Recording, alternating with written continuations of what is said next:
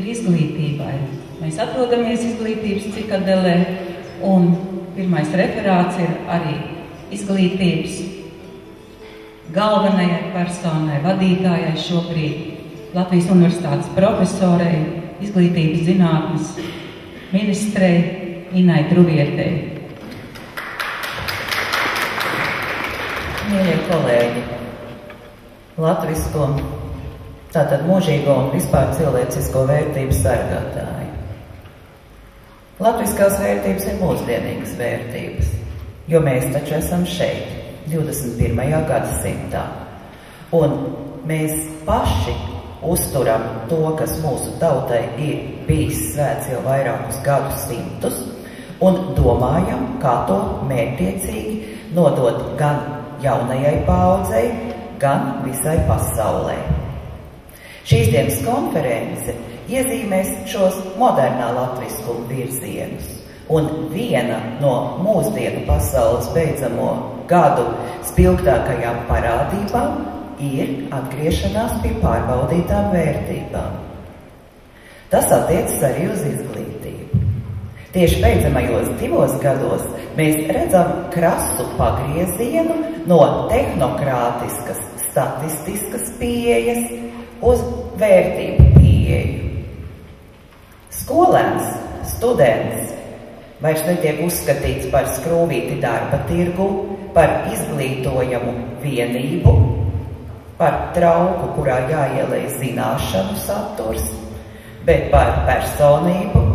Aizvien lielāka vērība tiek pievērsta tam, kā mēs dzīvojam un kā mēs sadzīvojam mūsdienu pasaulē, un ir liels gandarījums, ka šīs idejas, kuras ir spilgti izpaudušās gan brastiņu darbos, gan 20. 30. gadu un agrāka laikposma Latvijas pedagoģijas ideologu darbos, minēsim kaut vai Krēsti, studentu Dēķenu, tagad atkal tiek celtas godā. Tiesa nosauktas citādi, gan par humāno pedagoģiju, gan par dziļmācības sastāvdaļu, gan par sociālā un emocionālā intelekta veicināšanu. Vienalga, mēs redzam, ka pārbaudītas vērtības atkal nāk cieņā un godā. Arī izglītības sistēmā. Mēs jēdzienu konkurētspēja, konkurence jau sākam aizstāt ar jēdzienu sadarbību un dzīves sabiedrībā.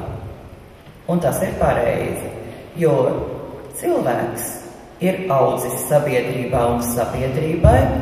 Mēs negatavojam individuālu pārcilvēku, kas gan būtu zināšanu pilns ar augstu intelektu koeficientu, tiesa gan tikai loģiski matemātiskā intelekta jomā.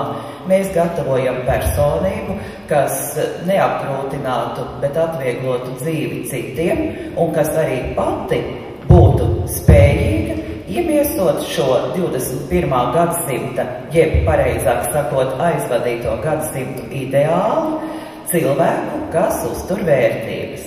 Un šīs vērtības jau ir vienas un tās pašas. Neatkarīgi no tā, vai tās tiek ietērptas kādas reliģijas tēžu formā, vai tās atrodamas tautu folklorā, vai tās tiek ieaudzinātas no paaudzes paaudzē. Protams, brīdi pa brīdim mēs pārdzīvojam šo vērtību noliegumu periodu, bet agrāk vai vēlāk tās atkal tiek celtas cieņā.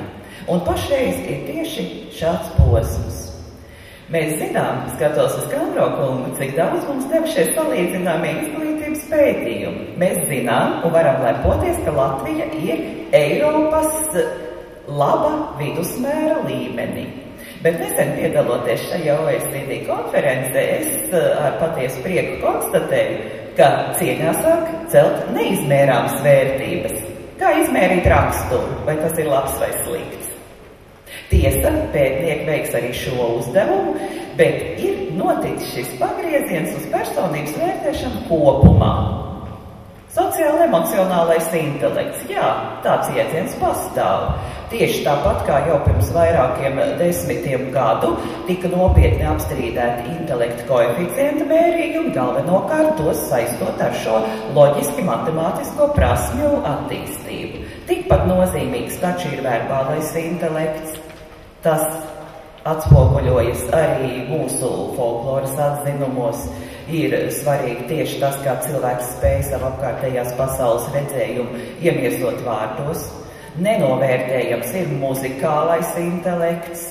Jau dzirdējām, cik liela nozīme dziesmai, mūzikai ir arī latvisko vērtību skalā. Un, protams, cilvēkam ir jāorientējas arī telpā, gudri saucot, jāapzinās, cik liela nozīme ir proksēmisko un kinētisko kompetenci attīstībai.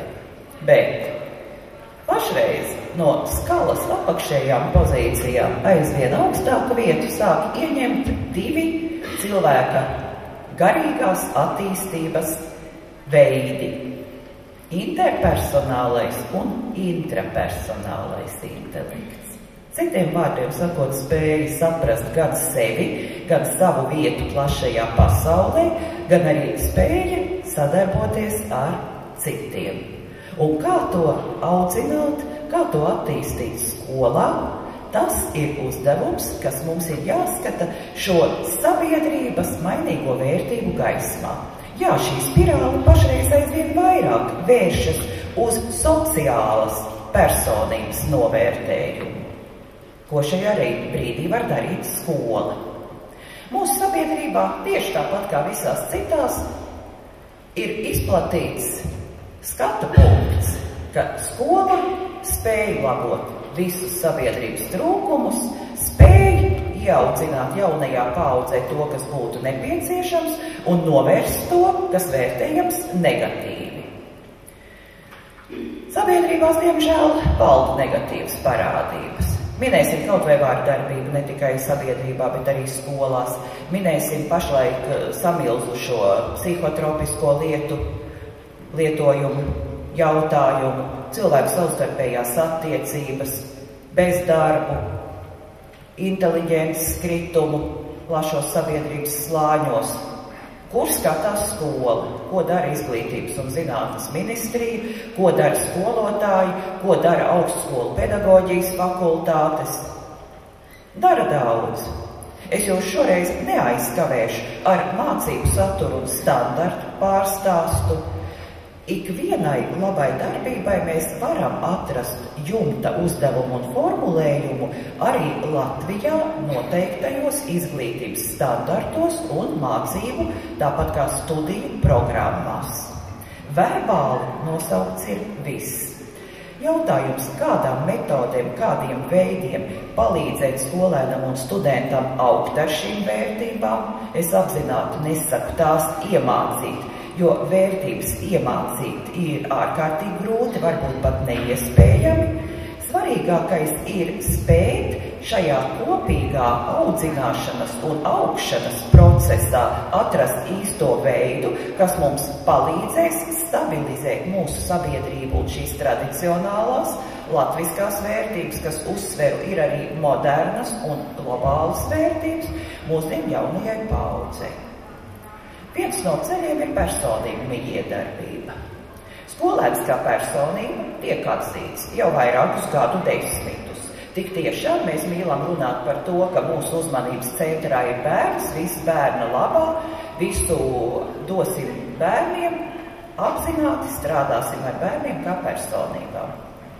Bet tikai pašreiz mēs nepārāk skaļi sākam runāt par to, ka personība ir arī skolotājs. Personība ir augstskolas mācību spēks, personība ir ik viens cilvēks, kur skolēns satiek. Personība ir garderobisti, personība ir apkopēji, personība ir taksometra šoferis un ik viens cilvēks, kur mēs satiekam savā dzīvē. Kā mums kopīgi ar bērniem ieaugt šajā ik viena personības vērtības apziņā? Tikai skolai uzticēt, to mēs nedrīkstam. Skola var daudz, bet skola nevar visu. Un pat vislabākais pedagogs, izmantojot vislabākās mācību metodas un mūsdienīgus mācību līdzekļus, nespēs neutralizēt nelabvēlīgo sabiedrības un ģimenes ietekmi, ja tā pietiekami mērķtiecīgi ar plašsaziņas līdzekļu starpniecību strādās pret šiem ētiskajiem ideāliem. Konkrēts piemērs. Pašreiz visa sabiedrība ir satraukusies par psihotropisko līdzekļu lietojumu. Nelietosim to terminoloģisko apzīmējumu, kas var radīt maldīgu priekšstatu par šo vielu šķietamo atļautību. Tā ir inde, tās ir narkotikas, ķīmiski savienojumi ar ārkārtīgi spēcīgu ietekmi uz bērnu psihi. Kā šajā gadījumā mums šo nelaimi novērst? Tā ir izplatīta ne tikai Rīgā, tā sāk izplatīties arī lauku skolās. Ar informāciju vai ar audzināšanu. Acīm redzot ar abiem diviem. Bet, ja mēs sniedzam tikai informāciju, un tas attiecas ne tikai uz minēto problēmu, bet uz daudzām citām, informācija bez šī audzināšanas komponenta var radīt pilnīgi pretēju fenomenu, tā var radīt zinkāri, un vai mēs gadījumā nebūsim sasnieguši pilnīgi pretēju efektu. Un tādēļ jāmeklē netradicionāla pieeja.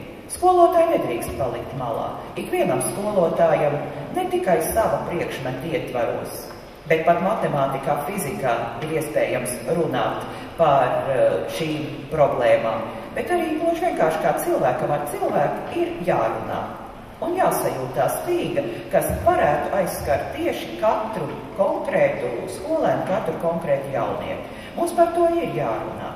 Tas ir aspekts, kas stāv pāri arī šīm mūžīgajām problēmām. Mums ir jāsaglabā savu tautu tīri fiziski.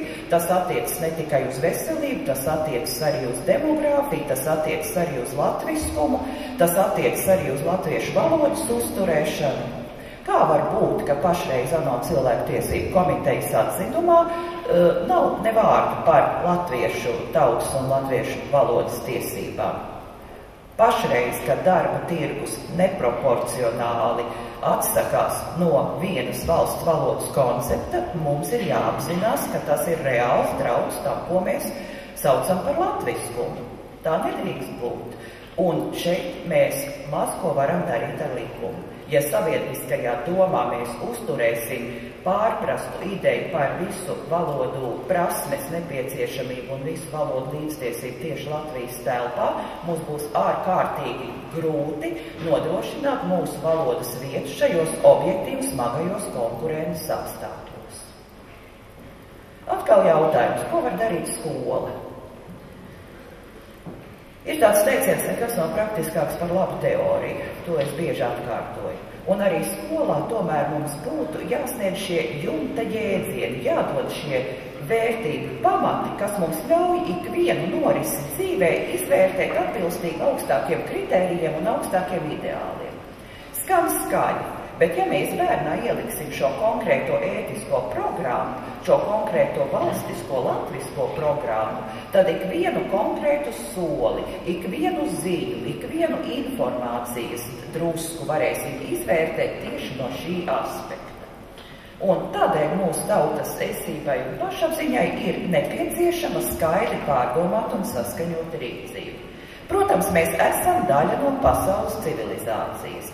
Mēs sevi nepaceļām pāri, bet arī nenoniecinām, mēs neesam malā, mēs esam vidū un iekšā. Vienlaikus mūsu baltu identitāte veido mums savu neatkārtojamu un neatvietojamu vietu. Tas nav tikai mūsu tautas un kultūras izdzīvošanas jautājums. Mūsu unikālās saknes un ģenēze ir pasaules kultūras mantojuma izcila sastāvdaļa. Un tādēļ uzturot sevi, pētot sevi, mēs darīsim bagātāku visu pasauli un darīsim to harmoniskāku un laimīgāku. Izglītība un izziņa nav tikai darba tirgus lieta. Izglītība ir cilvēka sagatavošana dzīvei sabiedrībā. Izglītība tādējādi ir arī prieks, ko rada šī izziņa. Un ir ļoti svarīgi, lai mēs spētu apvienot vairākus aspektus. Izglītošanos, informāciju, izpratni par vērtībām, šo saikni starp pagātni, tagadni un nākotni un cieņu pret jebkuru darba darītāju gan šajā dienā, gan arī pagātnē. Šīs konferences referāti iezīmēs ļoti daudzus nozīmīgus aspektus, un mūsu kopīgais uzdevums būs rast veidu, kā par to runāt arī ar tiem, kas nav šajā zālē, kas neseko konferences gaitai. bet es nešaubos, ka latviskais, valstiskais, globālais un vispār cilvēciskais tiek un tiks saistīti aizvien ciešāk, atradīs savu vietu gan skolu programmās, gan plašsaziņas līdzekļos, gan arī plašajā sabiedrībā. Paldies!